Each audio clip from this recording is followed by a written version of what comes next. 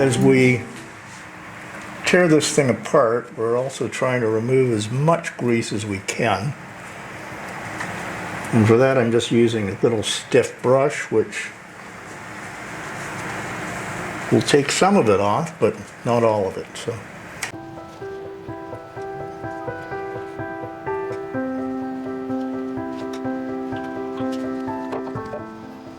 And wiping the grease off is the first step.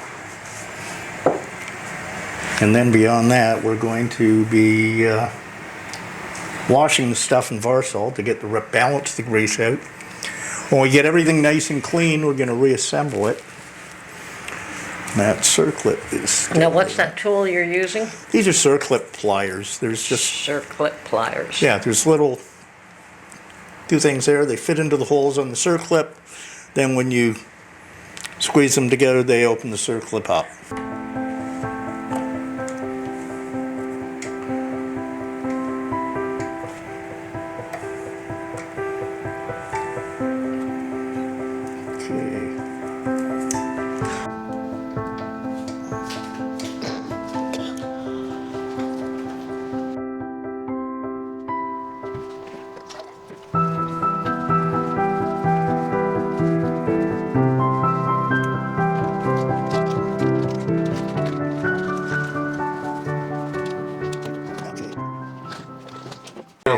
Next step is to remove the pin.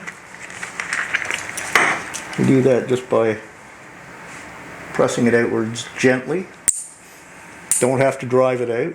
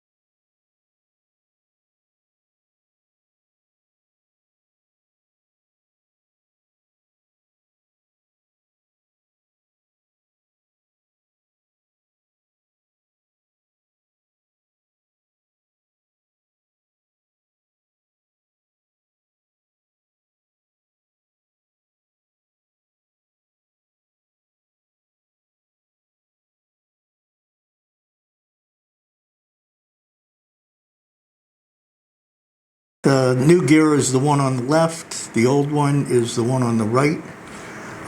It's made of bronze, so it's going to be the first piece to wear, simply because the rest of the gears are all steel. Okay. But yeah, as we can see, there was severe damage to the original gear that we pulled out. Okay. And this is the first piece you've got to put back together. Everything's cleaned. Yep. No, actually, there's a couple of pieces before that, but you'll see it go in a couple of minutes. And everything has been cleaned, degreased. That was probably the ugliest job.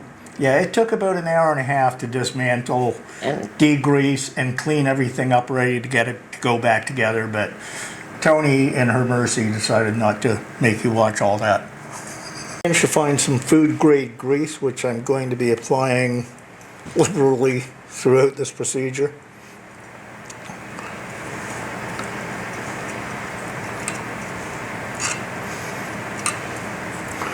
Anything that moves, it gets grease.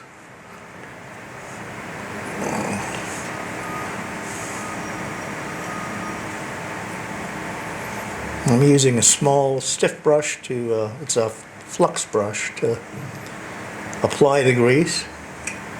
And that's a lot nicer job than taking it apart because everything's nice and clean now, so it's pretty easy to work with.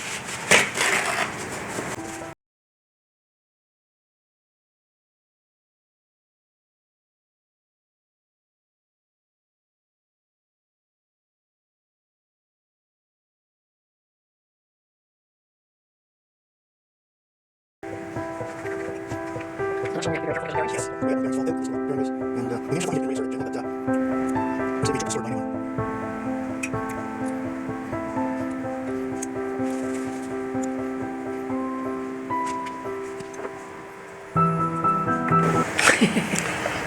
After cleaning all that grease out, you put it all back in. But this is nice, clean grease, That's unlike the dirty stuff that was in there before. true.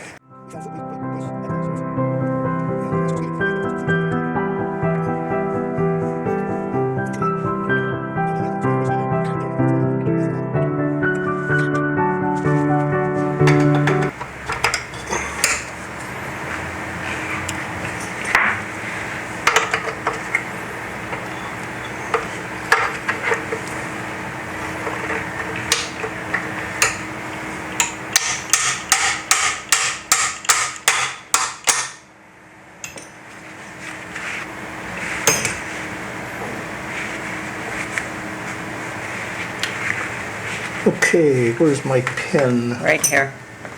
Thank you.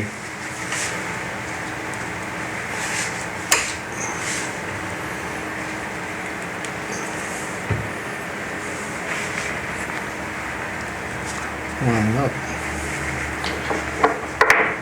Yep, forgot to grease this guy. Oh, I'm sure you're going to be packing the whole thing with grease anyway. Yeah, I just want to get it some between the teeth. Yep. Because that's the part that's where you're really going to see. Apparently, those are the teeth that got worn. Yeah, these teeth disappeared off the last one, so. Okay.